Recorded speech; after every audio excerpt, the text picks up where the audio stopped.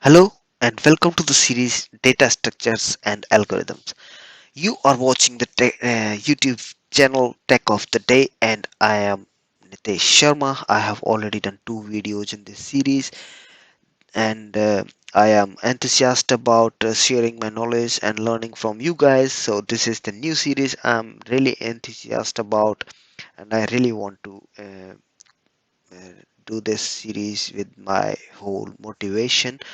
So what we have already done is we have talked about what is data structure, what is algorithm, how you decide which algorithm to choose, what is good code, scalability, and how to calculate big O notation.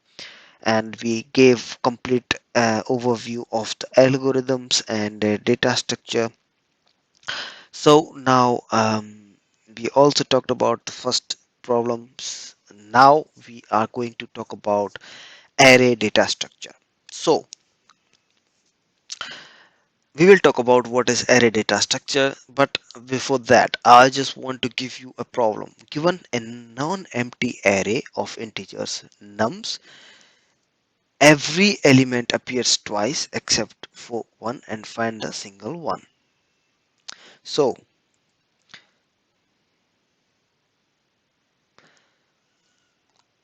laser printer, you must implement a solution with a linear runtime complexity and use only constant extra space. So you have a problem. You are given with a non-empty array of integers, and you need to find out the single element in that array, and the constant is every element appears twice except for the one. So you need to find out that one element which is appearing single time. So you need to simply find out single number, so the single number in that array. And another constant is you must implement a solution with a linear runtime.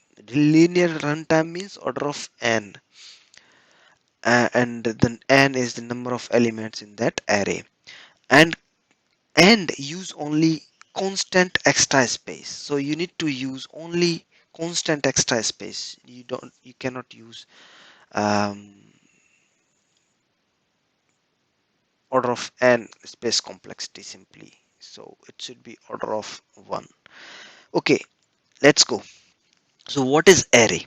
Array is the simplest data structure which can hold the same type of data in a continuous manner. So like this, if you see here, you can store, if you store in this array integer, then you can only store integers in that array, and it is continuous memory. So starting from index 0, 1, 2, 3, 4, 5, and it's a fixed size data structure. So you have to know in the beginning the size of your data, so then you can create an array. Second thing is it's continuous. So when you add another new element, it will be added on the top of it. So it will be added on the index 6 and then the element, and you don't know where your element is. So you, to search, to go through it, you have to go start from beginning and then look for it, where is your element, or you have to follow other algorithms to find out. But to look into it, the worst case scenario can then always be at least order of n. So to find out any element, it takes at least order of n. We can go back to this. Here these are the algorithms for sorting, let's say, and you see here these are taking order of n, and the best case scenario n log n. And did I show you somewhere? No, I did not show you. um, so I can also show you so the time to add. So to add any new element, it takes order of 1, because you then just adding the new element. To delete any any element from it, it takes order of n. To search, order of n. Yeah, so array is really simplest form, but it has its drawbacks as well. Um, the first drawback is like you see here, you inserted A, B, C, D, E, F, G, H, I, and then oh, you forgot F. I already said F. Yeah, you forgot F to insert in here, and then oh, you want to insert F. You need to start from the beginning, and you go, oh, is this C is greater than F or not? You have to compare, keep comparing, check for exact position of F, and then you find out, oh, F5 is the F's position. But then if you write before, G is at 5 at fifth index, so if you write F, then you lose G, so then you have to increment the index of them, so you have to rewrite it to another. So G needs to go to index 6, H needs to go to index 7, I needs to go to index 8. So that's another real process, a lot of hustle. So as you see here, you need to move G to H position, H needs to move to I position, and I need to position to a new 8 index. Yeah, so you see the drawback. Now let's talk about the single numbers problem. So if I go back to the problem, what was the problem? I was given with a non-empty array of integers, and every element appears twice except for one. So this is a very basic condition, very important one as well, because every element should appear twice in the array, and only one element is there, which is one. Only single element is there, and that element is only one. So um, okay, let's go to our solution. This is okay. I will not show you the solution yet. Let's do it from scratch. One thing which is clear here, single number, let's say just test. Okay, and int result equals to 0, and return result. So it doesn't have any error. Okay, so what is the basic condition for this? We have an array which is never empty. Second condition is we have every element twice, and only one single element. That is second condition. The third condition is, to solve this only um, we need only constant space to solve it. We cannot use separate data structure and then do it.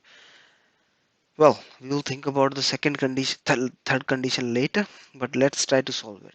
One thing is for sure, what we can do, what comes to your mind when you are given with an array like this, let's say 2, comma 1, comma 2, comma 4, comma 1, and like this. So can you find a structure here? So you have 2, 1, 2, 4, 1. So here if you just observe, 4 is the single one element, and 2 and 1 are double elements, but they are not appearing like this.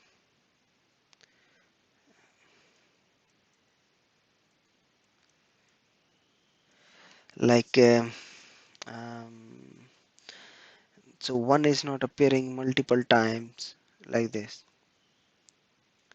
You see, it's not like this, because then 1 is 3 times. So the condition which is it should be at least 2 times, and only one element should be 1 time. All the other elements should be 2 times. Okay, so let's do it. So what comes in your mind? What can you do? The first thing you will do is you might think, okay, I'll go through the array one by one, and um, I'll see if, so I start with 2 and go to next one 1. 2 and 1 are not matching, so I'll still keep them both as let's say single error, single element, and then I go to 2 and then I find the 2. So that means it's a double, it's not a single element, so I can remove 2 from my list of pointers and only have one as a candidate, and then I go to next 4. 4 and 1 are the new candidates, and then I go to 1, and then 1 is already there, so only 4 remains, and this one we will remove, of course. So that this is what your algorithm will look like, right? So to solve this, you are, first thing you are needing is an extra data structure, right? To solve this, you need to have an extra data structure, which is the condition that data structure, if you are needing, it should be constant, requiring constant space. But here again, it's not constant space if you keep a list or dictionary or something like that. So but let's ignore the third condition for now, and but one thing is sure, that you need to go through the nums, and you need to keep record of the single contestants, single elements which are contestant of double elements or single elements, all the elements which are contestant of single. So simply what comes in my mind is to use dictionary then, because dictionary is simply why dictionary first, because dictionary, to get the data from dictionary, um, search operation takes um, order of 1, so it's a constant time it takes, right? And insertion also, search and insertion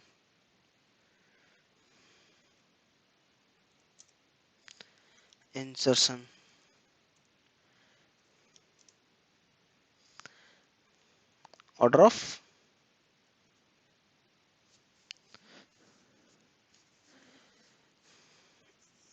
sorry, by mistake I ran it.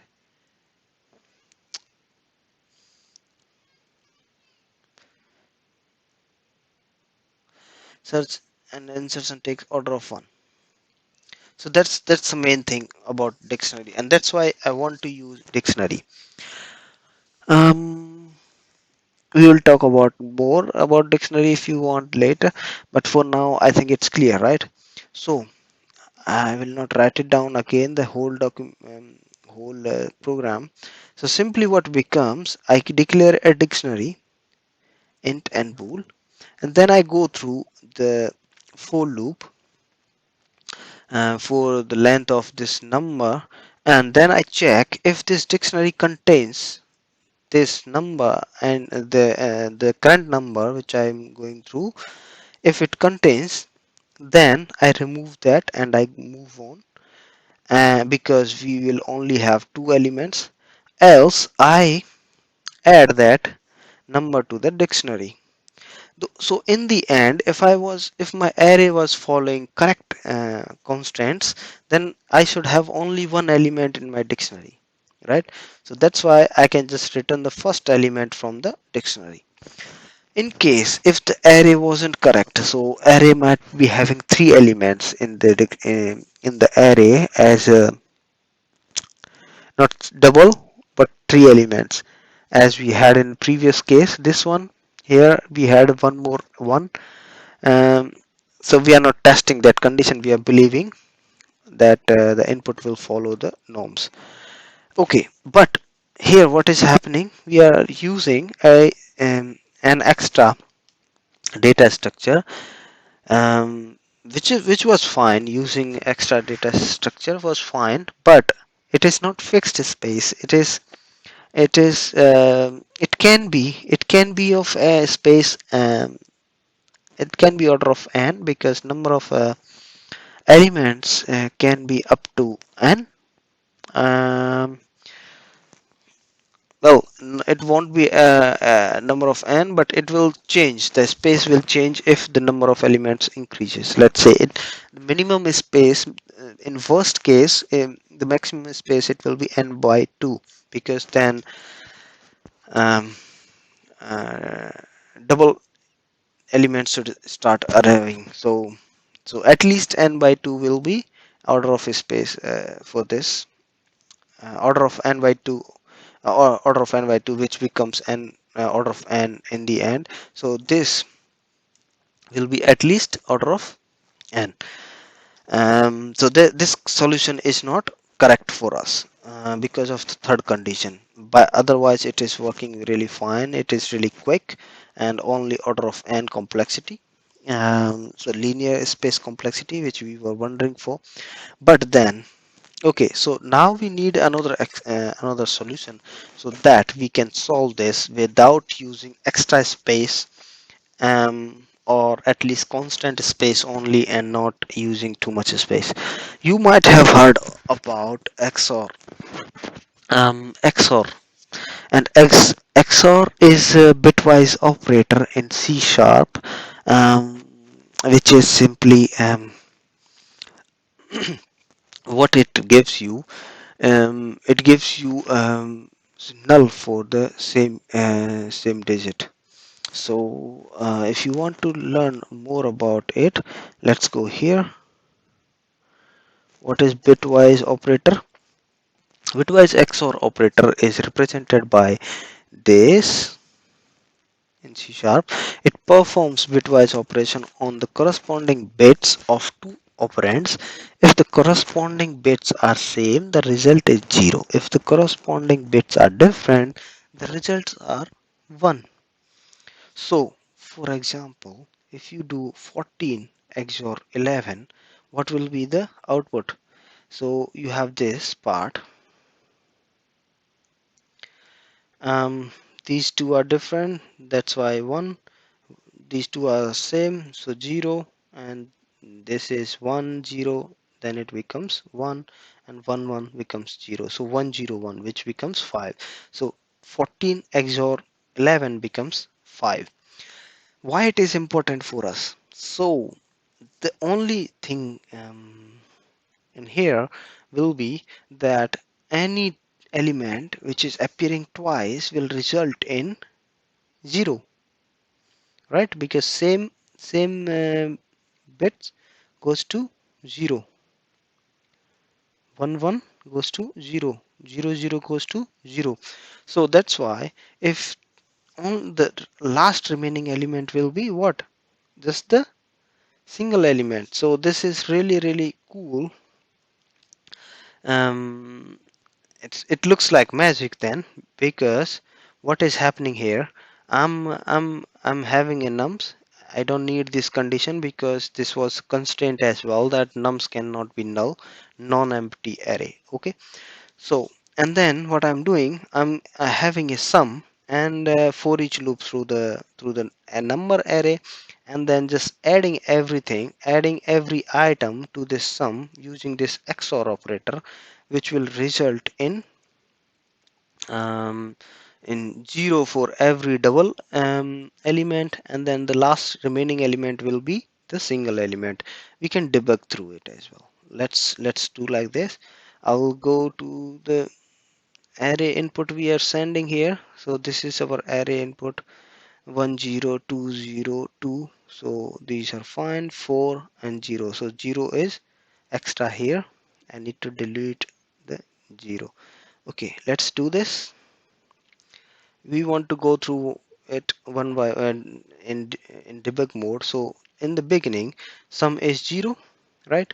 And then I do F10 for each item in items, and item is 1, sum is 0, it, it becomes 1, right? Then I go again, sum is 1, item is 0, then it becomes 1. Goes to next, sum is 1, item is 2, it becomes 3, right? You're fine till now. Sum was 3 and item was 0, so it is still 3. Sum was 3 already, item is 2, so it will become 1, right? So now it will be what it will be 1. Now we have it as 1. Next, sum is 1, item is 4, sum is 5. Okay, 5. It's wrong. Why? Because I sent 1020 to, so these are 10202. So these are fine, and 1 is, oops. You see the problem? I guess you already saw it. We only have 1 time 1 and we had 4. So there were 2 elements which were single elements. So the only condition for this was that there is only one element single.